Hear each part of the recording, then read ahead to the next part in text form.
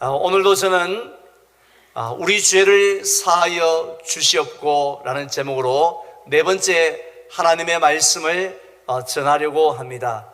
우리가 성경에 보면은 하나님께서 미워하시는 이 죄들이 참으로 많이 나오는데요, 그 죄의 목록들 가운데 마치 나무의 뿌리와 같은 죄가 있습니다.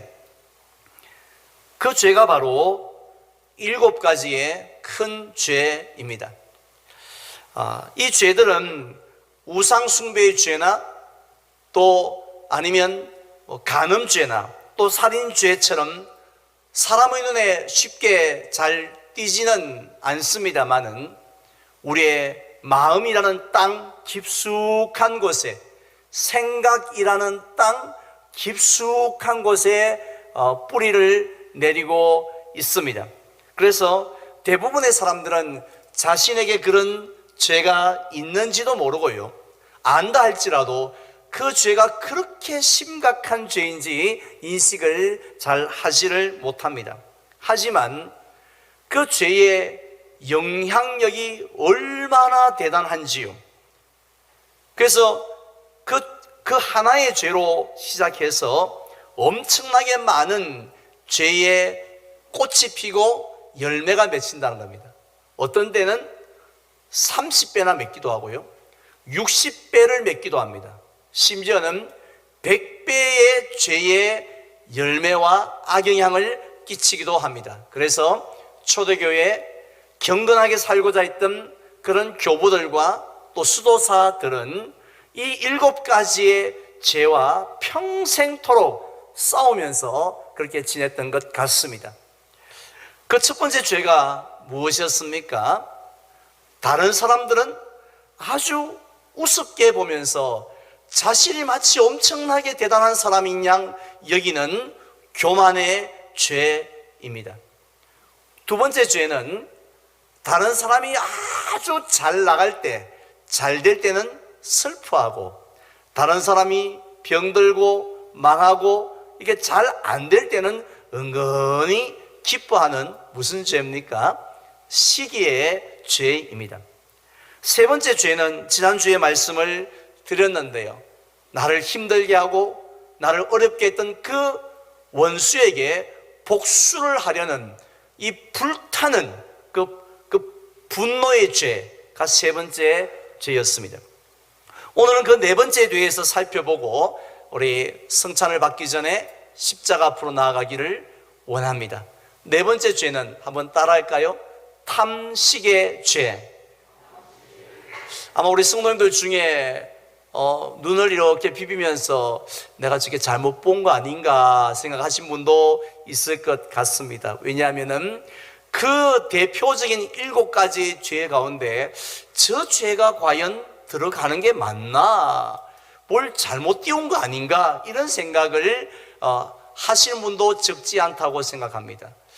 오늘 일부 예배 때는 우리 방송실에서 이게 좀 잘못된 것 같다 해서 탐심의 죄로 바꾸어서 이렇게 자막을 띄울 정도로 이렇게 쉽게 받아들여지지는 않습니다. 왜냐하면은 하나님께서는 우리 모든 사람들에게 특별한 선물 한 가지 주셨는데요, 뭐냐면 아주 맛있는 음식을 보면 군침이 들고 먹고 싶다 하는, TV에 치킨 광고만 봐도, 라면 광고만 봐도 아이고 저거 한번 먹고 싶다 하는 마음이 드는 그런 식욕을 주셨기 때문입니다. 어제도 저는 결혼식 뷔페에 가보았는데요, 배가 고프지 않음에도 불구하고 그 많은 음식들, 그 많은 음료들을 보니까 견물생심이라고 다 먹고 싶은 생각이 드는 거예요. 이것을 우리는 식욕이라 그러죠.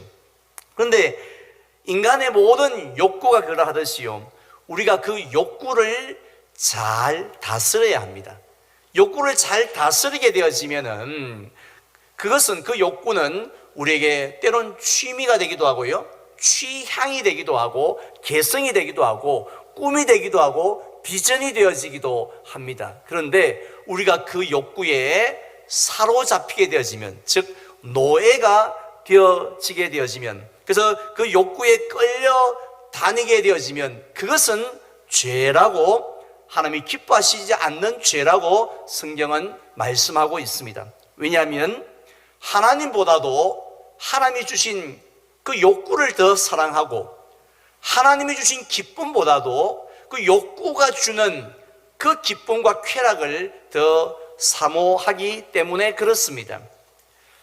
뭐 이런 말씀을 드려도 되는지 모르겠습니다만은, 여자분들이 좀 더 아름다워지려고 하는 그런 욕구가 얼마나 자연스럽습니까? 그리고 옷 하나를 입더라도 남들 다 입는 77 사이즈가 아니라 날씬한 사람들만 입을 수 있는 5 사이즈 주세요 하고 이렇게 말하고 싶은 그런 마음이 얼마나 좋은 마음입니까? 그런데 그 욕구에 노예가 되었어요. 막 성령 얼굴을 뜯어 고치는, 그 나중에 친정 엄마조차도 자기를 못 알아볼 정도로 막 입술, 눈 막 이렇게 해서 그런 어떤 이런 성형 중독에 빠지거나, 아니면 하루에 요만큼의 밥도 먹지 않을 정도로 굶고 또 굶고 또 굶는 다이어트 중독에 빠진다면 하나님이 기뻐하시지 않는 죄가 된다는 것입니다. 식욕도 마찬가지죠. 사실 하나님께서 이 창세기 1장에 보면 우리 사람들에게 얼마나 귀한 식물을 선물로 주셨습니까? 아주 싱싱한 채소와 또 형형색색의 맛있고 달콤한 그 과일을 식탁에 차려놓고, 또 정성껏 준비한 요리를 올려놓고 식구들과 함께 감사하며 기뻐하며 즐거워하면서 이 밥을 먹는 것, 이렇게 식사하는 것, 얼마나 귀하고 아름다운 광경입니까? 특별히 요즘은 우리나라를 무슨 공화국이라고 하는지 아십니까? 커피 공화국이라고 합니다. 커피를 이 성인이 평균 성인 한 명당 350잔 이상을 마실 정도로 커피에 매료되어져 있는 나라인데요. 또 경치 좋은 곳들마다 왜 그렇게 카페들이 많은지, 또 얼마나 잘 지었는지. 그래서 그 카페에 뷰가 좋은 자리를 잡고 앉아서 카페라떼 한 대 촥 마시고 음악 탁 듣고 있는 것, 얼마나 여유롭고 좋은 모습입니까? 하나님이 그걸 싫어하시진 않죠. 그런데 커피 중독에 빠져서 하나님보다도 그 커피 향을 더 좋아하고, 또 하나님이 주시는 기쁨보다도 커피를 통해서, 그 카페를 통해서 누리는 기쁨을 훨씬 더 사모하게 되어진다면 그것을 성경은 탐식이라고 말씀하고 있다는 것이죠. 우린 이런 탐식의 죄를 지은 대표적인 사람을 창세기에서 만날 수가 있습니다. 바로 에서입니다. 창세기 25장에 보면 들에서 돌아온 에서가요, 야곱이 죽을 쓰는 모습을 보게 되어집니다. 그러자 그것을 보고는 그 붉은 것을 나로 하여금 좀 먹게 하라고 이렇게 요청하는 장면이 나옵니다. 어쩌면은 사냥하느라고 얼마나 힘들었겠어요. 배가 고팠겠어요. 그래서 이 음식을 달라고 하고 허기를 채우려고 하는 것이 뭐가 문제입니까? 아무런 잘못이 없습니다. 그런데도 히브리서 12장에 보면 그러한 에서의 행동을 바라보면서 에서는 망령된 자다, 이렇게까지 말씀을 하고 있습니다. 왜냐하면 그는 단순히 허기만 채웠던 것이 아니었습니다. 그 식욕에 사로잡혀서 하나님께서 그에게 주셨던 그 장자의 명분이라는 것, 그 속에는 하나님의 놀라운 축복과 또 이 앞으로 오실 메시아에 대한 약속이 들어있는 그 귀한 장자의 축복, 그 어떤 것과도 바꿀 수 없는 귀한 축복을 어떻게 했습니까? 가볍게 여겼기 때문이었습니다. 결국 식욕 때문에 그랬던 것이죠. 실제로 한글 성경에 보면은 에서는 이렇게 말합니다. 그 붉은 것을 내가 먹게 하라고 하면서 아주 정중하게 예의 바르게 지금 식사 시간을 기다린 것 같습니다만은 원어 성경에 보면 하아돔이라고 외치고 있습니다. 우리나라 말로 그 붉은 것 이렇게 두 번이나 반복을 하면서 그것을 먹기를 탐하는 것을 보게 되어집니다. 그때 에스가 얼마나 그 붉은 것에 마음이 홀딱 뺏겨 있었는지, 얼마나 이 죽을 보고 눈이 뒤집혀 버렸는지, 그 사건 이후로 이 에스에게 별명이 하나 붙죠. 뭡니까? 에돔이라고 부릅니다. 왜냐하면 그가 조금 전에 하아돔 하면서 그 붉은 것 하면서 완전히 너무 거기에 빠져 있었으니까 주변 사람들이 앞으로 저 사람은 별명을 에돔이라 부르자, 붉은 것이라 부르자, 이렇게 할 정도였다는 것입니다. 우리가 또 성경을 또 한번 살펴보면요, 정말 성경에 정말 많은 사람들이 의외로, 물론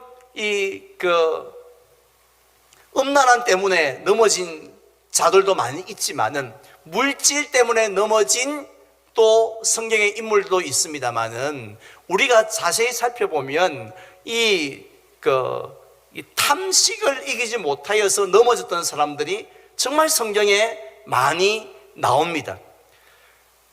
아담과 하와가 대표적인 사람입니다. 그들이 에덴 동산에서 범죄한 것도 선악과에 대한 탐식을 이기지 못하였기 때문에 그랬습니다.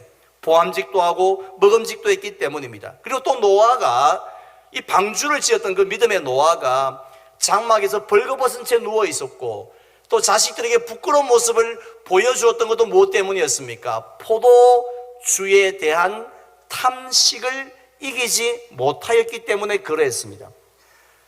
특별히 이스라엘 백성들이 출애굽한 그 이후에 광야에서 얼마나 하나님을 원망을 합니까? 하나님을 원망하고 불평하고 했던 그 제일 큰 그 문제가 뭐였습니까? 무엇 때문에 그러했습니까? 바로 이 먹는 문제였습니다.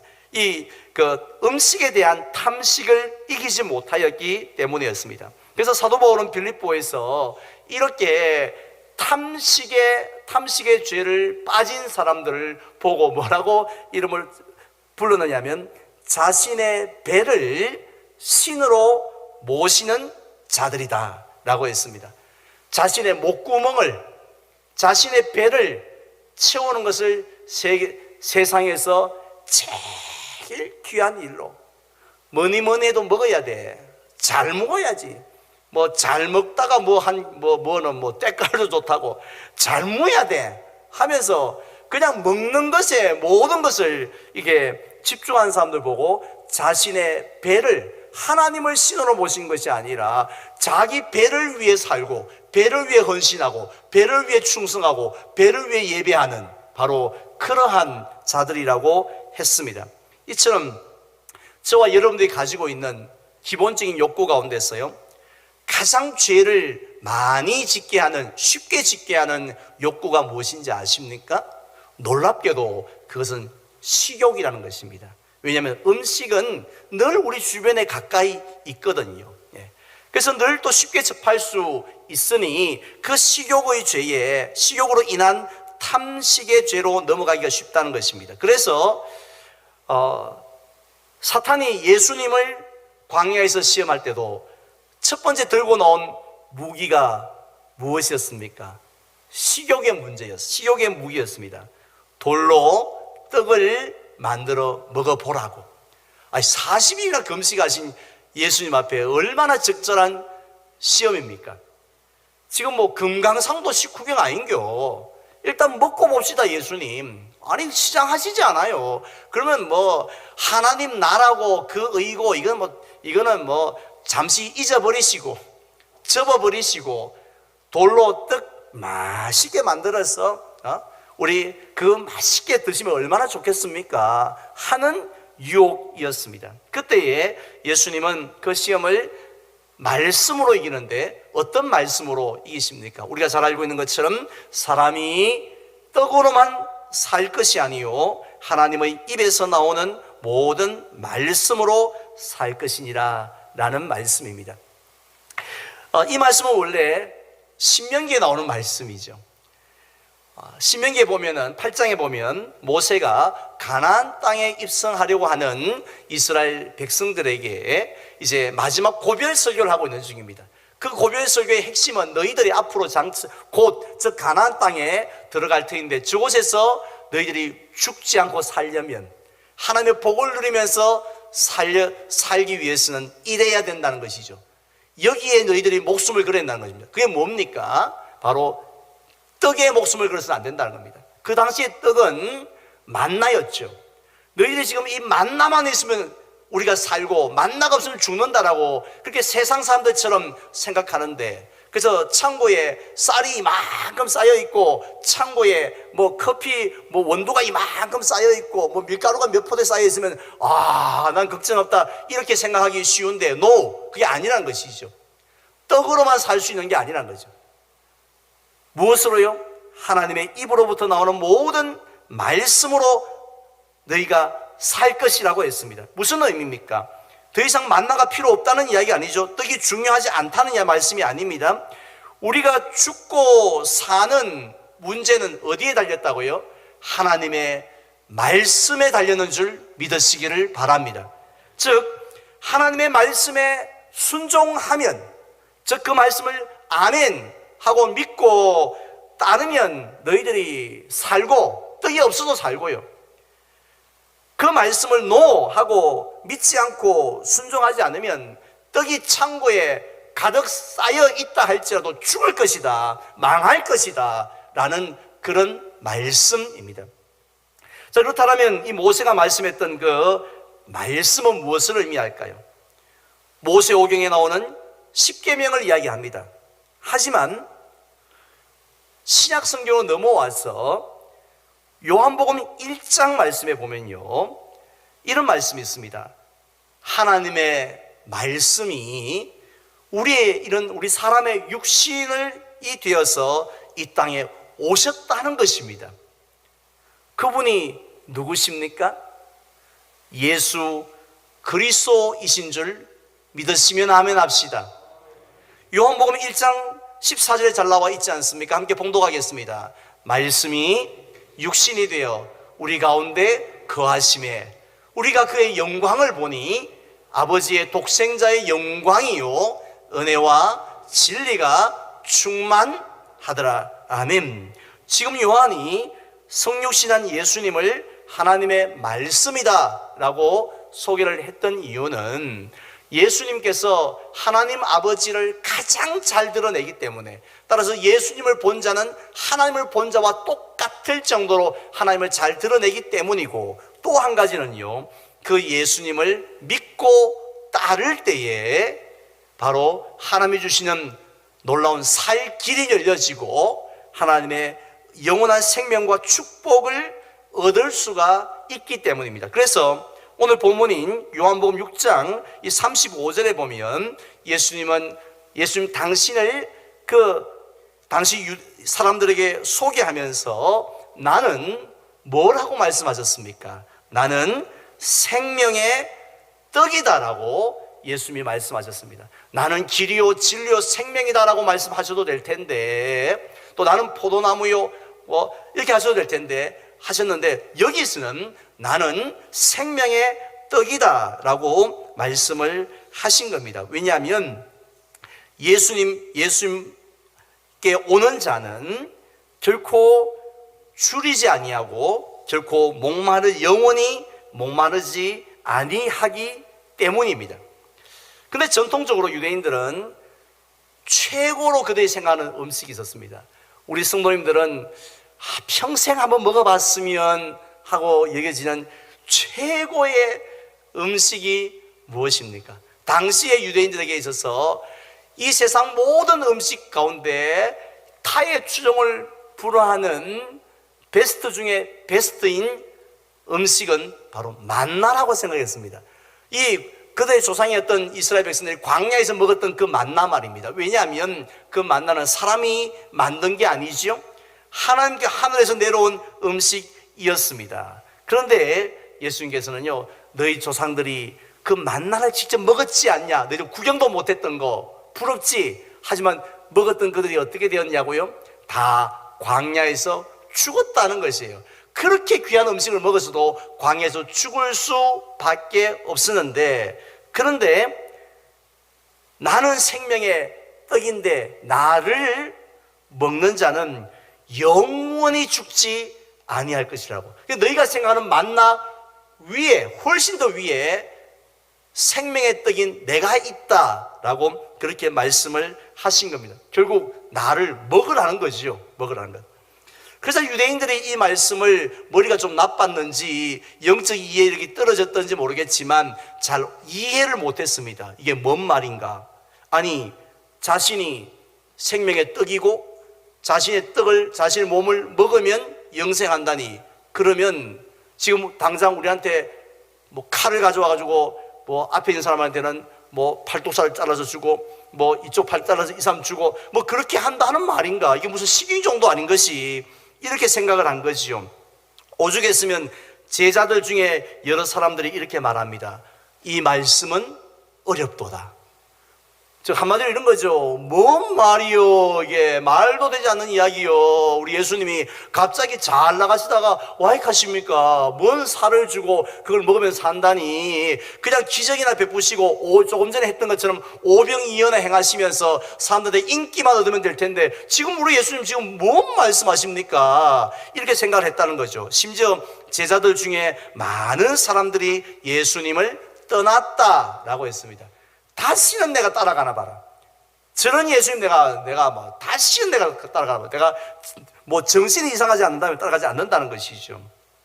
하지만 예수님이 하셨던 그 말씀 뭡니까? 나를 먹으면 영생하겠다 하시는 말씀은 실제로 예수님의 살을 그냥 식인종처럼 뜯어 먹어야 된다는 말씀이 아니라 우리의 죄를 위하여 십자가에서 살을 주시고 피를 흘려주신 그 예수님을 믿음으로 받아들이면, 그 예수님을 따라가면, 그러면 너희들이 영원히 죽지 아니하는 생명, 영생을 선물로 받게 될 것이다 라는 말씀입니다. 이게 바로 구원의 놀라운 비밀입니다. 구약 성경을 통해서 조금씩 계시하여 주셨던 그 구원의 비밀이 완전히 100% 이 베일을 벗기고 예수님께서 짜잔 하고 보여주시면서 나를 믿어라, 내게 오라, 그리하면 너희 죄가 다 사하여질 것이고 죽었던 너희 생명이 영원한 생명을 얻어서 영생 복락을 누리게 되어질 것이다. 할렐루야! 이런 예수님의 말씀이었습니다.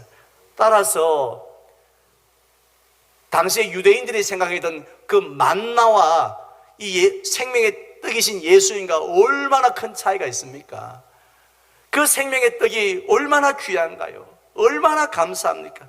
얼마나 이 놀라운 일입니까? 그런데 당시의 사람들도 그랬던 것처럼 오늘날 우리들도 그 생명의 떡 대신 예수님과 그의 십자가보다는요, 뭘 더 기뻐한지 아십니까?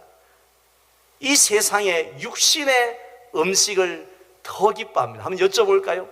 우리 성도님들은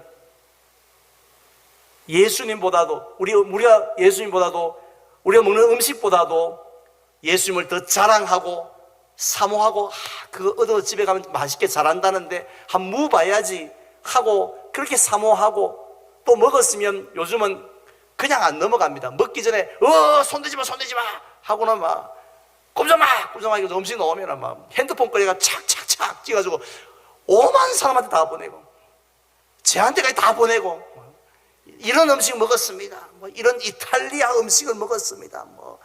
뭐 먹었습니다. 이렇게 해서 자랑하는데 과연 십자가를 그렇게 자랑하십니까? 예수 그리스도를 그렇게 기뻐하십니까? 생명의 떡 대신 그 예수님을 위해서 그렇게 만족을 하십니까? 그렇지 못한 우리들을 위해서 우리의 연약함을 아시고 예수님께서 친히 제정하신 예식이 바로 잠시 후에 참여할 성찬 예식입니다. 따라서 우리는 이 성찬식에 참여할 때에 어떤 마음이 중요하냐 하면은 바로 믿음으로 예수님을 받아들이는 자, 예수님의 십자가의 죽음을 아멘 하고 믿고 그 예수님을 따르는 모든 사람에게는 아무리 많은 죄를 지었다 할지라도, 아무리 형편없는 사람이라 할지라도 영원한 생명을 주실 줄 믿습니다. 아멘. 하나님의 놀라운 축복을 자녀인 우리에게 주실 줄 믿습니다. 하나님께서 우리를 끝까지 사랑하여 줄 줄로 믿습니다. 지금 죽어도 천국 가게 되어질 줄 믿습니다 하는 마음으로 우리가 이 예식에 참여해야 할 것입니다. 이제 저는 말씀을 맺고자 합니다. 네덜란드의 화가인 보스는 탐식의 죄를 이렇게 그림으로 표현했습니다. 한 남자가 일어서서 병채로 고개를 제끼고 술을 벌컥벌컥 들이마시고 있고요, 그 바로 옆에는 식탁에 아주 뚱뚱하게 베둘레헴이 많은 베둘레헴 아저씨가 앉아서 고기를 아주 이 개걸스럽게 먹고 있는 거죠. 근데 그 남자 이 바로 밑에 아버지 못지않게 뚱뚱한 아들이 아빠 나도 좀 조용히 하고 이제 그냥 고기를 달라고 쳐다보지만 그 남자는 신경도 쓰지 않습니다. 이들 뒤에는요, 하인이 이만한 접시에 닭고기를 담아가지고 무한리필 가능합니다 하고 이렇게 또 서 있는 그런 장면이 나옵니다. 혹시 그 그림에 나오는 사람들의 모습,